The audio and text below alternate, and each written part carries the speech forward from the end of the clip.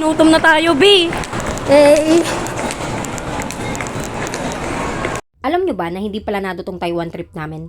Story time. 2024 to nangyari, mga 12 to 1 p.m.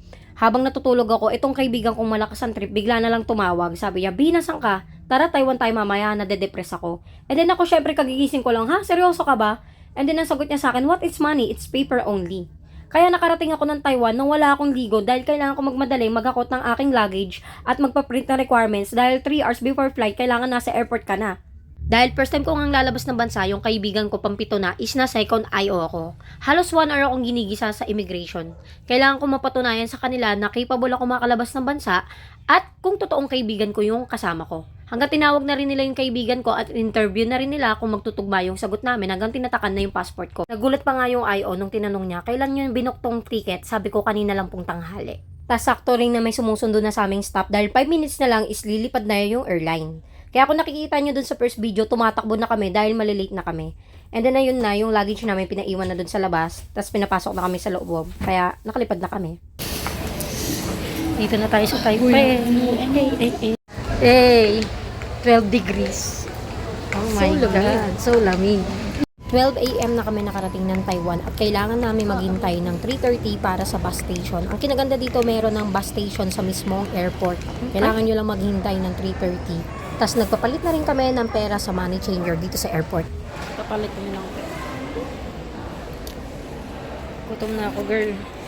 Meron palang 7-Eleven dito sa Taiyuan Airport. Napakaraming choices na pagpipili ang pagkain. Diyan na rin kami kumain dahil sobrang gutom talaga namin habang naghihintay kami ng oras. Waiting. Wala tayo masakyan, mahal taxi. Oh my God.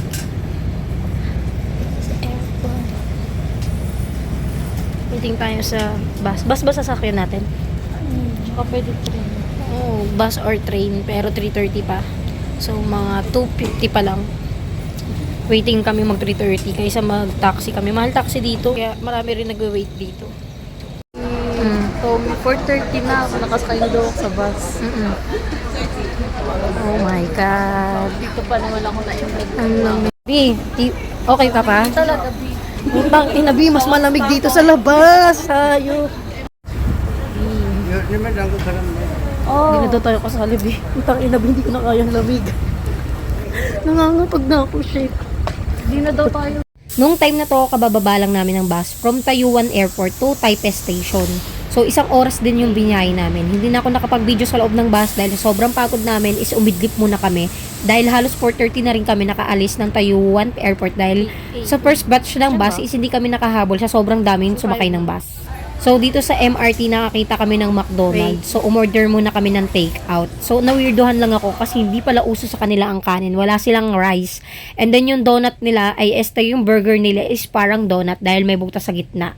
So, tinake out na lang namin and then, hindi kami nakahabol din sa sakay ng MRT dahil may oras pa kami hihintayin. So, nag-decide kaming mag-taxi na lang and then nakalimutan pa namin bumili ng SIM card. So, nagta-translate kami dun sa may cellphone ng matandang driver kung saang hotel kami. So, ayun naman, alam naman niya yung hotel namin kung saan. And then, pagdating namin sa hotel, wala na, knockout na talaga kami sa sobrang pagod. Kaya, see you sa aming next video. Bye! See you next time! Bye-bye!